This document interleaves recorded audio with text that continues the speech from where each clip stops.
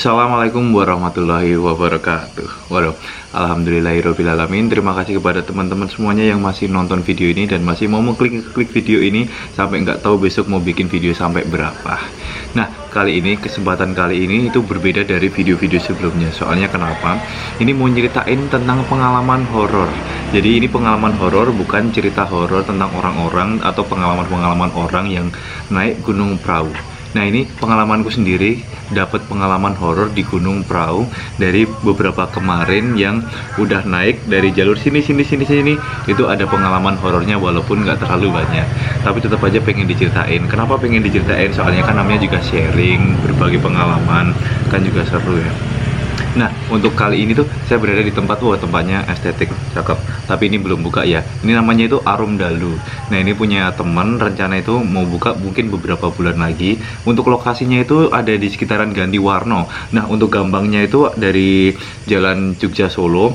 Pokoknya udah arah yang Solo. Kalau dari Jogja itu kalian searching daerah Ganti Warno aja. Kalau nggak, patokannya itu stasiun Serowot. Nah, dari stasiun Serowot ntar ada jalur ke selatan. Itu mungkin sekitaran kurang lebih 2-3 km. Tapi kalau lebih dari 3 km kayaknya enggak. Jadi ntar kalian bakalan nemu bulak-bulak sawah. Itu udah ada di tengah-tengah sawah. Nah, tempatnya itu kalau buat kalian ngobrol, ngopi, dan lain-lain, tempatnya syahdu.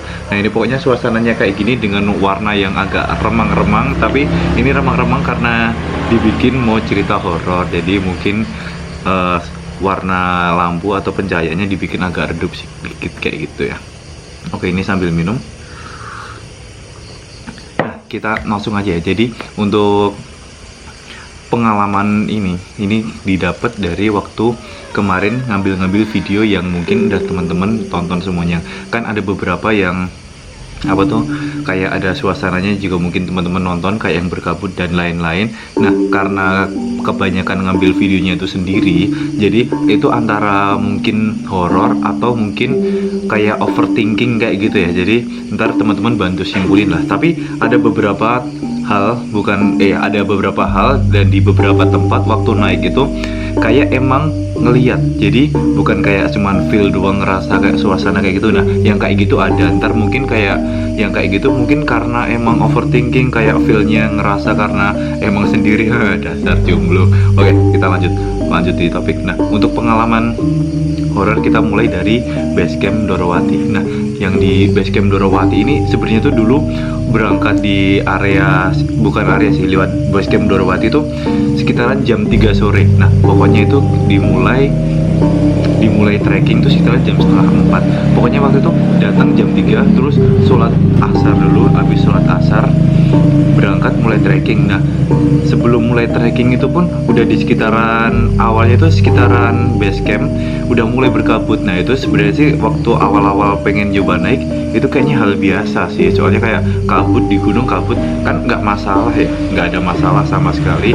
Ya udah, waktu itu kan tetap sendiri, ya udah lanjutin naik kayak gitu, mulai setapak. Nah, itu waktu jalan itu dari base camp sampai pos 1 itu sama sekali nggak ada feel kayak canggung atau kayak ngerasa ada yang ngawasin, nggak ada sama sekali. Jadi naik aja. Jadi tetap naik, tapi tetap perasaannya itu tetap masih fine aja, masih ngobrol. Jadi kalau misal kalian itu nonton yang di YouTube, yang channel yang bagian yang bagian Dorowati, kalian nonton itu sebelum pos 1 itu kayaknya masih fine aja kan, ngomongnya masih fine. Nah, pokoknya setelah pos 1 itu kabut mulai tebel, kabutnya mulai tebel.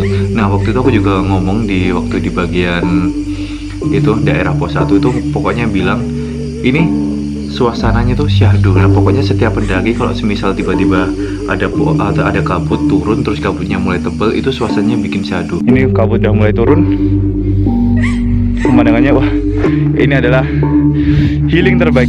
Jadi kalau buat saya ini ya, kalau nggak tahu buat teman-teman yang lain, kalau di tengah hutan kayak gini,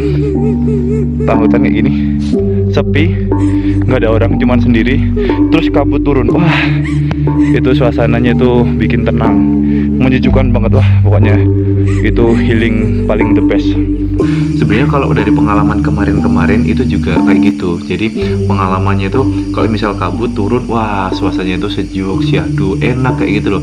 Cuman kalau dari kemarin habis pos 1 terus bilang kalau misal kabut turun suasana syahdu, nah itu tiba-tiba suasananya berubah. Aduh, gimana ya, pokoknya serasa kayak dalam dalam benak tuh kayak ada yang bilang ini bukan tempatmu, kamu pulang aja.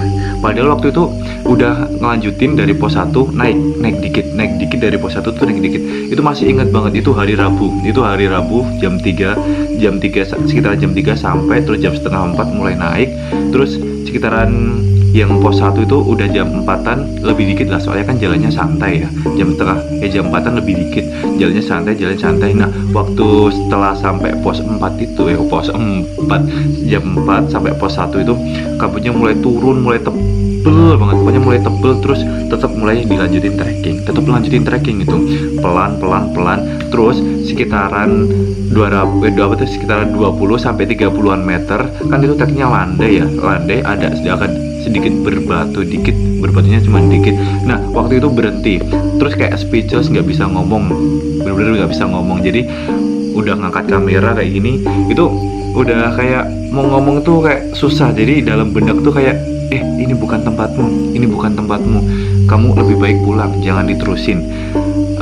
Itu kayak cuman kayak di benak cuman ngerasain kayak gitu, walaupun nggak ada kayak bayangan suara kayak kayak ada yang bisikin kayak gini, bukan bisikin sih sebenarnya, lebih ke kayak di dalam benak, dalam hati itu kayak ini bukan tempatmu, lebih baik kamu pulang, kayak gitu. Jadi posisi itu kabut udah mulai turun lagi. Sebenarnya waktu itu nggak diambil video yang mulai kabut yang udah mulai turun, yang mulai tebel banget itu mungkin antara sendirian terus kabut terus suasana jadi dingin kan. Itu juga pakai kaos ya, kalau kalian teman-teman semuanya juga nonton juga cuman pakai kaos, jadi udah mulai keringetan dari base camp sampai pos 1 itu udah mulai nusuk dinginnya, terus jadi mulai ngerasa kayak gitu. Nah waktu itu udah bener-bener gak berani naik lagi, soalnya kan cuma sendiri, ntar takutnya kenapa-napa kalau di atas, mau lanjut tetap gak bakal berani. Ya udah waktu itu langsung tanpa pikir panjang langsung turun, pokoknya itu langsung turun, nggak mau naik lagi dari base camp itu pada hari itu. Nah waktu posisi turun pun itu suasananya aneh banget. Anehnya kenapa, itu waktu itu kabutnya itu kayak ngikutin, terus di belakang tuh kayak ada yang jalan. Nah waktu itu nggak berani sekalipun nengok ke belakang kayak gini, nggak berani. Bahkan liatin bawah yang kelihatan kakinya baru jalan itu nggak berani. Pokoknya fokus jalan depan, turun. Aku pengen pulang. Pokoknya udah kayak gitu aja. Singkat cerita sampai base camp itu cuman ada satu orang yang jagain. Waduh, untungnya juga ada, tetap harus ada sih kalau yang dari base camp. Nah waktu itu langsung cerita sama masnya. Lebih tepatnya masnya itu nyamperin dulu, soalnya kan kelihatan waktu turun tuh agak keburu-buru. Masnya harus nyamperin pakai bahasa Jawa, pokoknya intinya pakai bahasa Jawa gitu. Masnya bilang kayak gini, loh mas kok udah turun kenapa? Ya udah jujur aja lah, waktu itu langsung ngomong kayak ada yang nyuruh balik mas, nggak berani naik lagi. Oh ya udah diterangin aja hatinya, pokoknya masnya yang base camp tuh diterangin dulu aja mas, ntar kalau udah tenang baru pulang kayak gitu. Nah itu untungnya waktu itu sama mas base camp, besok kalau mau naik langsung naik aja mas, ini registrasi ini bisa dipakai buat besoknya lagi. Nah itu pengalaman pertama, itu bukan pengalaman horor sih, tapi kayak jadi suasana horor. Jadi suasananya itu langsung jadi singup, pokoknya jadi merinding. Waktu itu mau jalan tuh nggak berani, mau lanjut nggak berani. Jadi waktu itu langsung mutusin buat turun. Itu pertama kali naik gunung, walaupun sore itu belum malam, masih sore sekitaran jam 4. Itu pertama kali nggak sampai puncak, terus udah mutusin langsung buat turun. Itu pertama kali. Biasanya tuh walaupun kabut, walaupun tebel kayak apa, bahkan malam pun kayak nggak pernah ada masalah gitu loh, kayak gitu. Terus kenapa waktu itu kayak di benak tuh bilang ini bukan tempatmu, lebih baik kamu pulang. Nah pokoknya waktu dalam hati udah ada perasaan yang ganjel, suasana nggak enak, langsung mutusin aja turun, nggak berani nanjak lagi. Nah itu kan hari Rabu. Terus besoknya itu naik lagi, tapi beda base camp. Waktu itu lewatnya Kali Lembu. Nah mungkin teman-teman semuanya juga udah nonton dari Kali Lembu. Itu suasananya mirip banget, mirip sama yang waktu lewat Dorowati. Cuman bedanya kalau yang dari Dorowati itu kan hari Rabu, kalau yang ini hari Kamis. Bedanya itu, dan latar waktunya juga beda. Waktu yang dari Dorowati kan itu sore ya. Mungkin karena udah OTW maghrib jadi disuruh pulang. Mending kamu pulang dulu aja lah, besok kesini lagi. Nah mungkin kayak gitu. Nah kalau dari Kali Lembu itu habis zuhur, jadi sekitar jam 1 itu masih terang benderang, tapi tiba-tiba kabut juga turun kayak gitu. Untuk suasana kabutnya itu sebenarnya sama ya, hampir sama yang dari Dorowati. Nah waktu itu masih mikir positif, jadi oh ini masih siang, masih aman, nggak apa-apa. Walaupun suasana tetap kabut tengah hutan kayak gitu, tetap rasanya kayak was-was, cuman nggak ada perasaan disuruh balik. Kalau sama yang di Dorowati itu kan langsung disuruh kayak balik, ini bukan tempatmu, feelnya kayak gitu. Tapi kalau yang di Kali Lembu enggak sama sekali, cuman feelnya tetap dingin, tetap merinding, itu ada yang di tengah hutan terus kabut. Nah puncaknya waktu istirahat di pos 2. Nah di pos 2 itu istirahat duduk kan. Kalau semisal kalian udah nonton yang dari Kali Lembu, atau teman-teman semuanya juga udah yang pernah dari Kali Lembu, itu kan Kali Lembu itu kan ada plang, terus belakangnya plang itu pemandangan cakep kayak gitu ya, bagus kayak gitu ya. Nah waktu itu kan duduk di area tebing yang masih jalurnya itu, duduk pokoknya menghadap ke arah yang pemandangan yang di plang tulisan itu. Nah waktu itu tiba-tiba tuh kayak ada burung merpati warna putih sebelah kiri di area yang jalan agak turun dikit yang menuju ke puncak. Jalannya kan agak turun belok. Nah itu sebelah sini itu ada kayak burung merpati terbang warnanya putih. Masih inget banget, pokoknya itu masih inget banget, sangat-sangat jelas ya. Jadi waktu itu pandanganku kan lurus ini liatin pemandangan cakep-cakep. Nah terus burung merpatinya tuh di sebelah sini. Nah secara kalau misal kita lihat lurus ke depan, di sebelah kan bayang-bayangnya tuh agak blur ya, yang sebelah sini. Nah agak blur. Nah burungnya itu terbang, maksudnya lihatnya tuh samar-samar, soalnya kan di samping, tetap lihat soalnya terbangnya ke arah depan kayak gini. Nah waktu jarak mungkin dia 3 meter dari terbang, terus di arah yang lurus, terus yang ini yang sudut pandang ya sebelah sini, itu burungnya terbangnya langsung hilang, jadi samar-samar. Waktu terbang dari tanah, terus pekepakan sayapnya, walaupun dia ngepakin sayap nggak denger suaranya sayap sih. Waktu itu belum ngeh kalau semisal nggak ada suaranya dia ngepakin sayap tuh belum ngeh. Yang ngeh itu ketika udah mulai kayak ngeblur hilang, udah kayak gitu doang.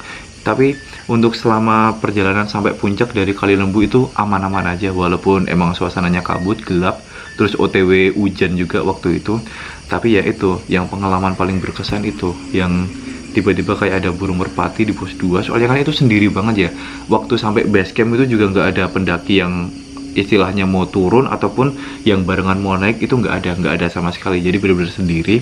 Terus sampailah itu yang di pos 2 itu, terus kelihatan ada burung merpati itu yang bener-bener bikin merinding. Tapi waktu itu yang di pos 2 istirahat itu, untungnya itu posisi mau turun, jadi kan udah sampai puncak, terus di pos 2 istirahat bentar, sekalian lihat pemandangan dari agak jauh, walaupun banyak kabutnya. Yang di pos 2 itu kebetulan kan kabutnya nggak terlalu banyak, tapi tetap ada kabut yang samar-samar kayak gitulah. Posisi duduk, terus tiba-tiba ada burung merpati. Entahlah itu burung merpati atau apa, tapi kalau asumsiku itu anggapnya itu burung merpati. Soalnya dari segi ukuran sama warnanya putih itu kayak burung merpati. Kalau burung beo kayaknya nggak mungkin deh. Soalnya beo kan ya kayak gitulah. Kalau nggak kakak tua, nggak tahu. Pokoknya kalau asumsiku itu burung merpati terbang, terus sekitaran 3 meter dari dia terbang di arah udah daerah sini itu mulai kayak ngeblur, kabur terus hilang. Terus selanjutnya itu udah bener-bener nggak ada. Waktu itu jadi kayak ngeliatin kayak terbang ini, ngeliatin pemandangan dia terbang. Waktu dia hilang baru diliatin, hilang kayak gitu. Nah waktu itu juga langsung turun, kayak suasananya udah berubah lagi, walaupun nggak seserem yang waktu di lewat Dorowati. Terus nggak seserem yang Dorowati, pokoknya itu tetap suasananya agak nggak enak, pokoknya nggak enak. Ya udah itu mutusin langsung turun. Dan alhamdulillah dari pos 2 sampai base camp itu nggak ada apa-apa sama sekali. Maksudnya nggak ada yang kayak ganggu atau serasa kayak diikutin, nggak ada sama sekali. Aman, pokoknya aman. Nah, untuk dari base camp Kayu Lembu itu, nah ada lagi, ini satu lagi. Kalau yang ini terserem selama pengalaman dari Gunung Prau. Soalnya kan dari Gunung Prau udah beberapa kali, udah kalau semisal dari base camp Kali Lembu juga udah 2 kali. Cuman kalau yang pertama kali yang bareng sama teman-teman tuh nggak ada masalah sama sekali. Terus yang ini yang waktu sendiri, yang pokoknya yang bikin video review jalurnya itu. Nah terus yang ini yang lewat Patak Banteng. Aduh, ini Patak Banteng, padahal dulu asumsiku kalau lewat Patak Banteng itu paling enak, paling nyaman, soalnya treknya paling rame. Jadi kalau untuk mikir hal-hal mistis kayak gitu, kayak semisal ini tempatnya paling rame, kayaknya nggak mungkin ada kayak gitu. Walaupun wallahu alam ada enggaknya kan kita juga nggak tahu, kita kan juga cuma numpang lewat buat ke arah puncak kayak gitu ya. Itu waktu itu bukan pengalaman waktu ngambil video, bukan. Jadi itu mungkin udah beberapa bulan sebelum ngambil take video itu sama temanku.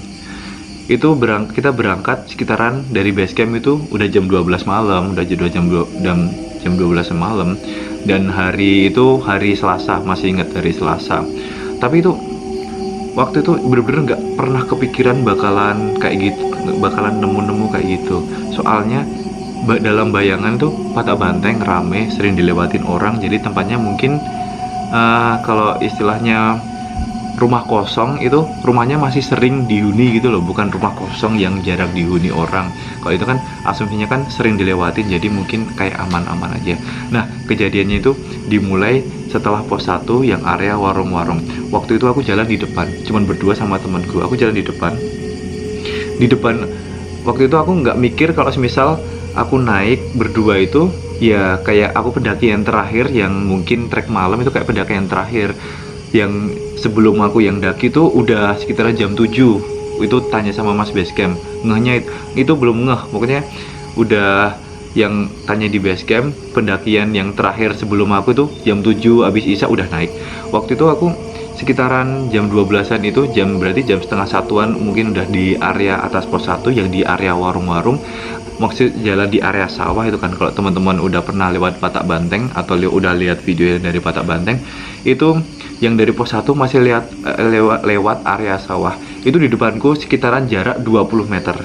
Entahlah 20 meter sampai 30 meteran lah, tapi kalau semisal 50 meter ke atas kayaknya enggak, soalnya kelihatan bayangannya itu kayak antara bapak-bapak atau mas-mas, tapi lebih dari yakin kalau yang lihat kayak bayangan siluetnya itu cowok, pokoknya intinya cowok. Dia jalan di depanku, nggak tak senterin sih, kayaknya kayak nggak sopan kalau lihat ada orang di depan terus disenterin kayak itu, kayaknya nggak sopan. Jadi tetap nyenterin di area tanah yang buat jalan, cuman kan nyenterin bawah kayak gini, terus lihat depan, oh ada mas-mas kayak gitu, atau enggak mas-mas. Tapi kalau waktu itu bayanganku itu kayak petani itu belum ngeh sih, belum ngeh kayak ngapain petani malam-malam. Nah belum ngeh kayak itu, pokoknya intinya oh ada petani malam-malam. Nah itu kelihatan banget siluetnya itu jalan di depan, terus dia belok ke warung, masih inget, masih jelas banget. Tapi aku nggak bilang sama temanku yang di belakang, pokoknya waktu lihat. Nah waktu itu tak ikutin, singkat cerita sampailah aku ke warung itu. Nah waktu di warung aku malah nggak sopannya seluruh warung tak senterin, nggak ada orang sama sekali. Wah itu langsung merinding, pokoknya itu langsung merinding waktu itu. Senterin semuanya, wah nggak ada orang. Tapi ada satu ruangan yang ada pintunya. Jadi ruangannya itu tertutup, beda sama yang tempatnya kayak gini yang buat istirahat. Kalau teman-teman semuanya istirahat di warungnya itu, terus ada satu ruangan yang mungkin itu dapur ya buat masak, cuman pintunya ditutup. Waktu itu waktu merinding pun masih agak mikir positif, oh mungkin di dalam warungnya. Waktu ngecek di pintunya, tak senterin ke arah pintunya, ternyata digembok dari luar. Jadi nggak mungkin kalau itu mas-mas atau bapak-bapaknya itu masuk gitu. Nah waktu itu karena udah sadar kalau pintunya itu digembok dari luar, langsung lanjut perjalanan. Pokoknya nggak mau lagi lihat area situ, pokoknya lanjut perjalanan. Temenku juga gak nyadar, soalnya kan aku nggak bilang, cuman nyenterin area warung doang langsung jalan, udah kayak gitu. Tapi untuk pengalaman yang dapat kayak gitu belum sampai itu, masih di atas lagi, masih ada. Jadi udahlah, singkat cerita sampai pos 2 istirahat, terus pos 2 jalan dikit OTW pos 3. Nah kalian pasti dari pos 2 sampai pos 3 ntar bakalan ada tanjakan yang tanjakannya itu miring banget. Cuman tanjakan miring itu ada beberapa kayak bangku disediain sama pihak base camp ya. Jadi bangkunya di tengah, lewat sini ada jalur, terus lewat sini juga ada jalur. Nah itu yang ngelihat temanku, ya itu pengalamannya temanku. Jadi ini tak ceritain sekalian, soalnya kan tetap kita barengan waktu itu ya, kita tetap barengan jalannya, jadi tak ceritain. Nah tapi dia ceritanya waktu besoknya. Nah waktu itu kan itu ada bangku yang lewat atas sini, terus ada yang atas sini, bangkunya di tengah. Aku sama temanku lewat yang ambil yang kiri, soalnya kan jalurnya yang waktu itu dilihat mungkin agak landai ya. Kita dilihat ya, kita jalan agak muter naik. Nah waktu naik itu aku cuman nyenterin fokus di area tanah yang mau dipijak doang, kayak gitu doang. Terus ngelihat temanku di belakang itu, dia ngelihat kayak mbak di bawah pohon, rambutnya panjang, bajunya putih. Nah mungkin teman-teman bisa ngasumsiin itu apalah, terserah teman-teman semuanya. Kalau kalau temanku itu dia bilang, kalau ngasumsinya itu nangkepnya itu kayak Mbak Kunti. Cuman awalnya dia itu kayak masih pikir positif, jadi ngelihat kayak gini, wah dia dungkluk kayak kayak halusinasi kayak gitu. Soalnya dia mungkin capek, halusinasi, mikir itu cuma halusinasi aja lah. Terus abis itu dia coba nengok lagi, dia masih berdiri di sono dengan di tempat yang sama. Nah waktu itu sebenarnya temenku itu panik ya, kayak ada ini rumputnya kayak waktu dikembang gitu ya, dia bilang kayak gitu buat ngalihin perhatian. Padahal dia ngeliat kayak gitu sambil gemeteran, terus dia jalan pokoknya miring lewat, bukan miring sih, lewat yang area pinggir, pokoknya pinggir. Waktu itu aku nggak, soalnya waktu dia bilang rumputnya kayak gitu, pokoknya rumputnya yang mirip sama kembang, aku juga jadi memperhatiin. Padahal dia waktu itu ngeliatin itu, mbaknya itu. Mungkin teman-teman kalau lewat daerah situ punya pengalaman yang sama, ntar kalian tulislah di komen kayak gitu. Nah waktu itu, jadi waktu itu ngehnya itu temanku itu kayak halusinasi karena kecapean. Jadi dia itu kayak astagfirullahaladzim, dia dulu ngeliatin trekking, mulai jalan dikit. Setelah dia jalan dikit itu, dia kembali lagi lihat yang di bawah pohon itu tadi, waktu kayak gini tadi. Nah dia pokoknya dia speechless, kaget kayak gitu. Langsung dia mau mengalihkan perhatiannya yang itu tadi, yang rumputnya, dia bilang rumputnya mirip kayak di kembang. Kalau kayak gitu, semisal udah lihat terus kita dungklu, ngalihin perhatian, ngalihin pikiran, kita coba jalan lagi. Terus waktu lihat di lokasi yang sama ketika lihat awal tadi, dia masih berdiri di sana, itu kayaknya bisa dibilang asli. Mungkinnya itu emang mbak-mbaknya dia nyapa. Kalau cara dia nyapa mungkin pengen ramah sama kita, mending gak usah ramah kayak gitu aja deh. Mending gak usah ramah, gak apa-apa, kita gak diramahin kayak gitu, gak apa-apa. Cara ngeramahin kita, mbaknya gak usah muncul gitu aja lah, gak apa-apa. Nah itu singkat cerita kita sampai puncak, alhamdulillah gak ada apa-apa. Terus kalau pengalamanku yang itu, pokoknya yang mas atau bapaknya, kita masih dalam satu jalur yang sama pada hari Selasa itu. Pokoknya masnya atau bapaknya itu yang belok ke arah warung, itu bener-bener bikin merinding banget. Tapi karena waktu itu berdua sama temen, gak enak awalnya, itu gak enak kalau semisal ayo turun aja, soalnya udah kelihat kayak gitu, mau bilang kayak gitu tuh gak enak. Ya udah, jadi tetap lanjut aja. Terus pokoknya setelah pos 2 itu udah aman-aman aja. Kalau aku aman-aman aja, kalau temenku gak aman, jadi dia kayak gitu. Nah mungkin untuk pengalaman dari aku, jangan cerita mungkin agak horor, agak mistis. Ntar sih, mungkin itu dulu aja ya. Ntar mungkin kalau semisal teman-teman juga punya pengalaman sama, ntar kalian bisa bantu tulis di kolom komentar kayak gini. Nah untuk basecamp lain itu nggak ada masalah sama sekali, soalnya kebanyakan kalau lewat di base camp lain itu siang. Nah kalau yang malam lewat Patak Banteng, soalnya emang mungkin jalurnya cepet jadi diambil lewat Patak Banteng, tapi malah dapet pengalamannya kayak gitu. Wah itu pokoknya unforgettable moment banget lah itu. Itu pengalaman seru, pengalaman kalau misal ketemu kayak gitu kayak pengalaman asik, itu nggak bakalan dilupain banget, nggak bakal dilupain banget, itu jadi memorable banget. Cuman kalau misal besok naik gunung lagi terus ditanya kalau ketemu kayak gitu mau nggak mau, jawabannya sama sekali nggak mau, pokoknya nggak mau, pengen naik gunung yang enak-enak aja, terus ntar dapat view yang cakep-cakep kayak gitu aja. Pokoknya terima kasih buat teman-teman semuanya yang udah nonton video dari awal sampai akhir ini. Kebanyakan ngebacot nggak bisa berhenti ini sambil minum kayak gini. Pokoknya terima kasih, see you on the next video. Wassalamualaikum warahmatullahi wabarakatuh. Dadah.